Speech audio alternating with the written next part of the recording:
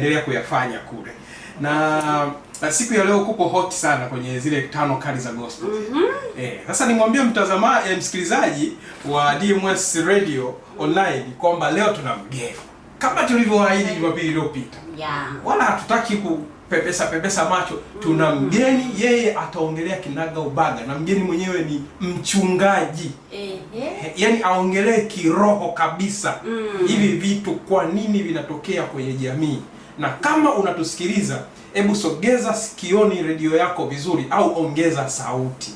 Ili wale wengine ambao wako pembeni kama hawasikii vizuri wasikie, wapate kujifunza. Na haya yote unayapata kupitia DMS Radio. Yaani hapa mambo ni moto. Mambo ni fire. Sasa niko na mchungaji gani? Tutajua. Pastor, Bwana Yesu asifiwe. Amina, ubarikiwe sana mwanangu. Amina. Mimi hapa yaani kukaa karibu hivi najiona kabisa. Najiona kabisa leo naweza nikatoka nje hapo nikaokota hela. Ni chance adimu sana. Ndio. Najua mko busy mno. Ndio. Ilikuwa Jumapili ya tarehe ngapi ile tukasema tutatembelewa, ikashindikana, akaja Pastor Pastor Ane akasema tutakuja. Lakini ratiba zimekuwa busy sana, lakini sasa safari hii nikasema hapana. Hii mada kwa kweli yani lazima huje uwaambie wasikilizaji. Vijana wadogo ndio ambao wamekwenda katika njia isiyo sahihi. Waweze kuelewa ipi ni njia sahihi na hizo changamoto ambazo wao wanazisingizia wana uwezo wa kuzikabili kwa njia nyingine ambayo Yesu mwenyewe anatukuzika. Ndio. Hivi vitu vinatokea ni pale mtoto mwenye binti mwenyewe asikilizi wazazi. Unaona? Anajiona utukutu. Anajiona yeye na kusoma kwetu kwa sasa hivi. Saa zingine wazazi hawakusoma sana, ndio unajiona na kule kwenye shuleni unajifunza vitu vya namna hii. Basi unaona kama wazazi wako wao kuna kushauri hausikii. Wao wanataka ufanye vyako. Utajijua hawa binti wengine hawa tunawakuta wanakuwa jo wakahaba. Ni wabinti ambaye kwanza alianza kwa kutokusikiliza na kutokuheshimu.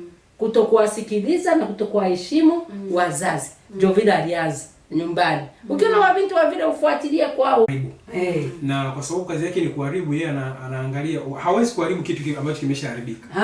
Yeye huwa anaharibu kitu ambacho kimejengwa kizuri. Na unakumbuka Jumapili iliyopita tulisema kazi kubwa ya watumishi wa Mungu ni kuwavua samaki ambao wamepotea na kuwarudisha kundini. Umeniwahi, nitaka nimuulize mama. Kuwarudisha kundini. Kwa sababu wale waliokuwepo wasafi hawa tayari wameshaingia. Kwa hiyo shughuli ambayo inatakiwa ifanyike ni kutafuta waliopotea. Hivi ni kweli kwamba kizazi cha sasa hivi kimeshindikana? Hakijashindikana.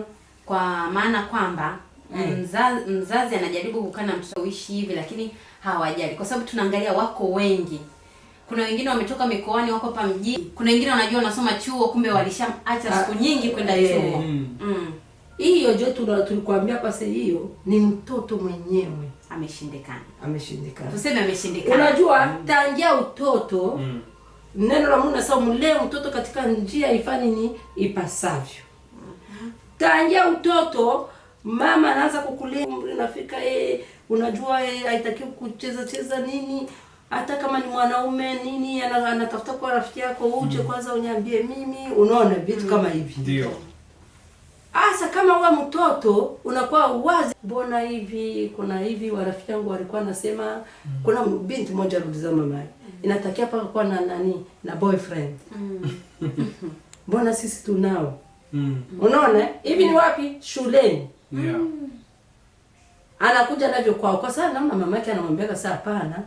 Anaenda navyo kwao. Mama, mbona wenzangu wananiambia hivi? Mama, si wale ni warafiki wabaya sana.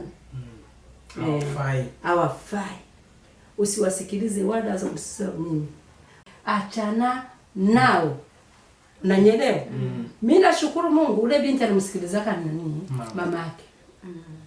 Aliachana na wale wa binti, si tena waambie wewe umefanya nini? Umeokoka. Aliachana nao. Baada mwaka ile kuisha kati ya wale wa binti moja kapata mimba.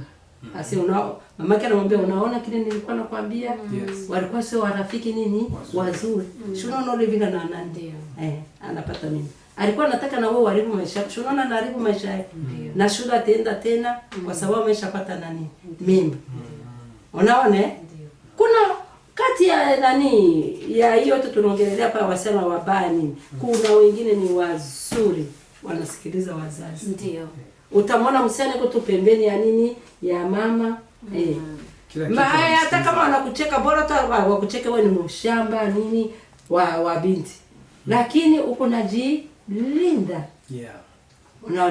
Unalinda utu wako. Wow. Mimi nataka mpaka siku ya nini? Mpaka siku ya ndoa yako. Tusikie ushuhuda kwako mheshimiwa hapo. Kwa sababu wewe mwenyewe ni kijana, umepita tulikopita, umekutana mengi, na umeshaona vitu vingi sana mpaka ulipofikia hapo. Ndio. Kwa hiyo tunataka kufahamu labda katika ukuaji wako, vitu gani vilikuwa changamoto sana kwako kabla hujaoa? Okay. Na ulivishinda vipi? Okay, namba moja ni kili. Tunapokuwa chuo, especially kwa umri huu ambao sisi tunatokea kwenye umri wa adolescence. Mimi niliingia chuo nikiwa na umri mdogo. Changamoto kubwa inakuwa ni kwa mfano sisi vijana wa kiume ni mabinti. Na ni ndoto ya mabinti wengi kuwa na wanaume ambao wanaeleweka, wamenyoka kwenye mambo yao. Kwa makuzi mimi nilisoma shule za kawaida kwa shule ya msingi, lakini shule ya sekondari, elimu ya sekondari nilisoma shule za seminari ya Roman Catholic. Karibu we padre. Ilikuwa kule Namupa seminari. Kwa hiyo nilitoka na yale maadili. Kwa mpaka naingia chuo niko vile. Kwa hiyo sasa nilipata usumbufu mkubwa sana. Kuna watu ambao wako chuo, mabinti wengine wanatamani kwamba okay, nikitoka hapa basi natamani hata nikishamaliza chuo niwe na mchumba wangu.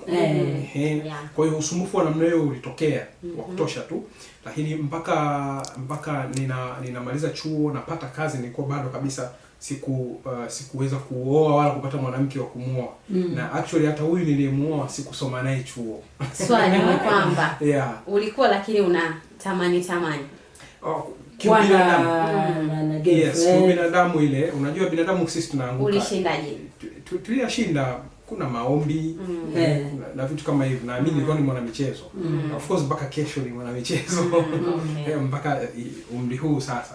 Kwa sababu ningeacha kufanya michezo hata sasa hivi ningekuwa ni mnene sana. Kwa hiyo tulikuwa tunajitahidi kuyashinda majaribu. Lakini kama nilivyosema mwanzo kwamba kilichonileta hapa Dar es Salaam wakati huo ilikuwa ni chuo. Na mimi sikufanikiwa kukaa hostel kwa sababu kati ya wanafunzi ambao walichelewa kuingia chuo, mimi ni mmoja wapo. Nilichelewa kama miezi 3 hivi nilichelewa. Kwa sababu by that time tumemaliza tu ile form 6. Sasa wazazi wakasema sasa inabidi uende major seminary kule Peramio na nini na kwa kile kitu kikanichelewesha baadaye mpaka nakuja kufanya enrollment ya chuo tayari niko nyuma. Kwa hiyo nimeingia pale nina hasira ya kusoma ili niendane na wenzangu, lakini pia ile spirit